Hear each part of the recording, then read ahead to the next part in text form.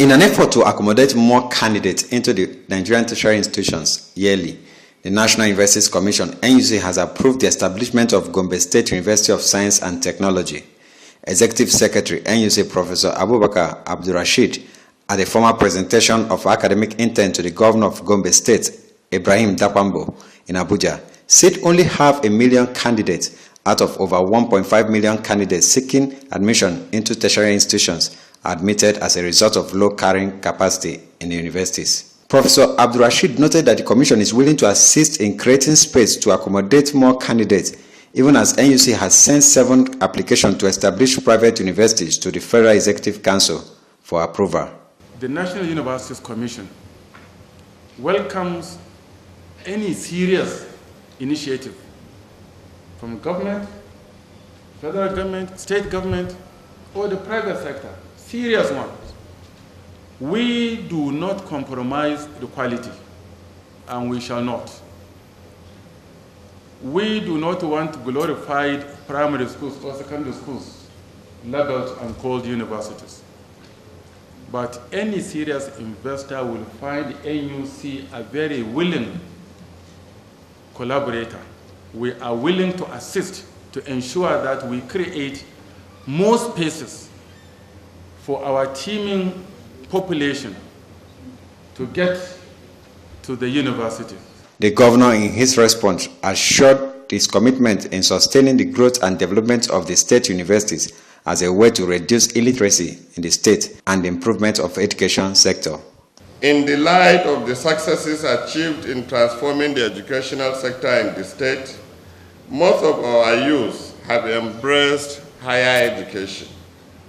The products of our educational reforms are not being adequately absorbed into higher institutions for the proper skill development due to the problem of access and carrying capacity of higher institutions.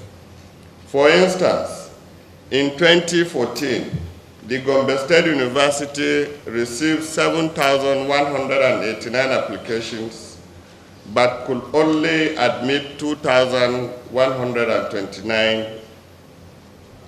In 2015, it received 8,403 applications, but admitted only 2,827. For 2016 academic year, the number of applicants increased to 10,387, but the university could maximally admit only 3,500. With the approval of the new state university, the country now has a total of 154 tertiary institutions. In Abuja, LM Chukwemeka reports.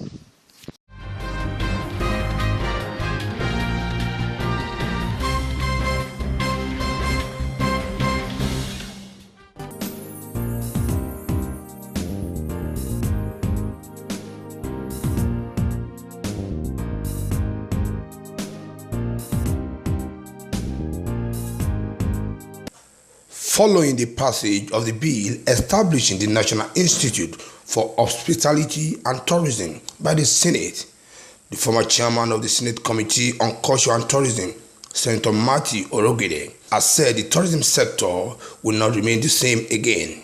Senator Matthew, who sponsored the bill, said the legal backing had been given to the Tourism Institute, which has been in existence in the last 28 years without legal backing. But,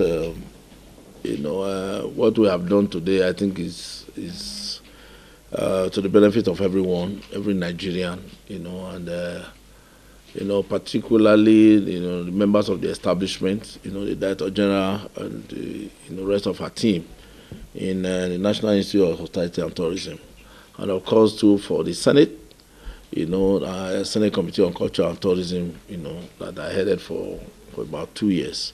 We're able to collaborate efforts, in bringing about the passage of the bill today. This is an agency of government under the Ministry of Information and Culture that has existed for a very long time.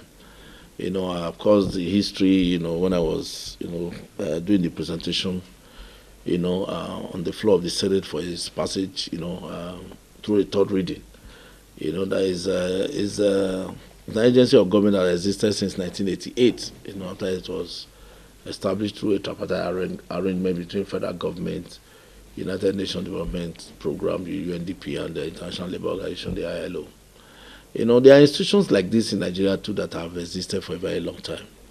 And if you look at it, their checkered history, you'll find out a lot of them too have had some of the bills passing through, National Assembly since 1999 and never sailing through.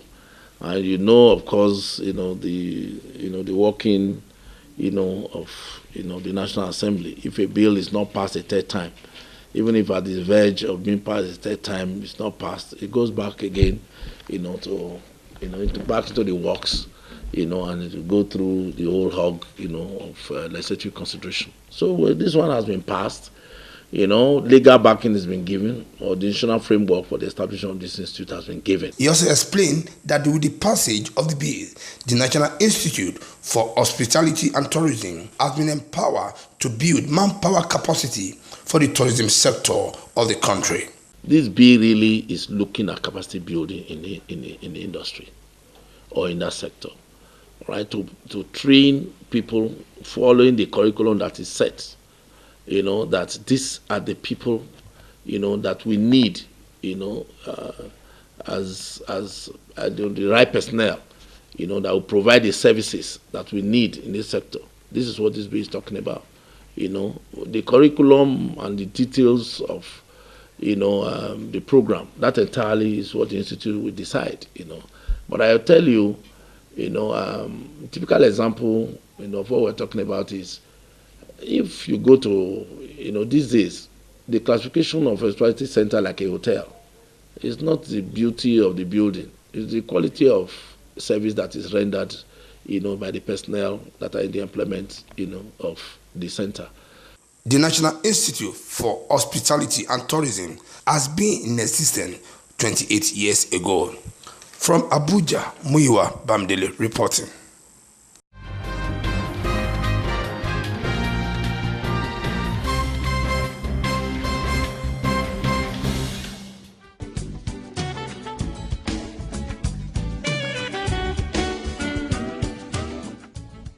Lovely place, right? Yes. What's wrong? You don't look happy. Take a look around. Why can't my hotel be like this? I knew something was wrong, but I've got solution. Solution? What? Nanit. Nanit? Nanit offers you design solutions, building plans and construction, furnishing and equipping, financing, management, audit services, and many more services for a better hospitality business. Nanit, service with a smile.